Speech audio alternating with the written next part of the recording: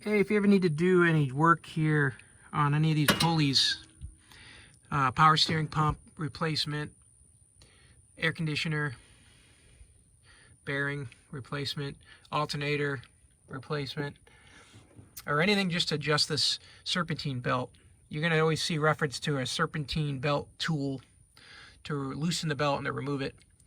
Well, what you really need is just this simple box end ratchet, because that 3/8 box end is going to fit right here. You got these 3 squares, and that ratchet's going to fit right in this third one here that's closest to the center, like this.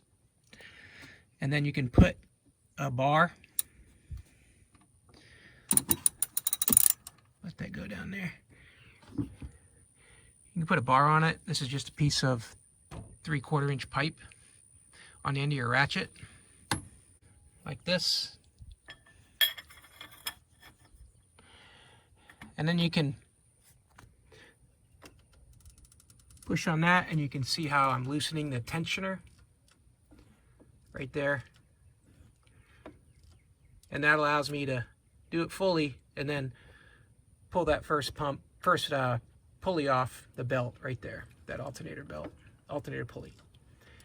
That's it. That's all you need. You don't need to have a special tool for that. You just need that 3/8 inch wrench. There's those 3 little holes. You just barely see them there in front of the wrench. There's 2 more. They're square. And put it in there. Put it in the one closest to the pivot point, and then you can rotate it out. Hey, I hope this helped you with working on your truck. If you would, please hit subscribe, and please like the video and leave a comment and help others by helping them find the video. Have a great day.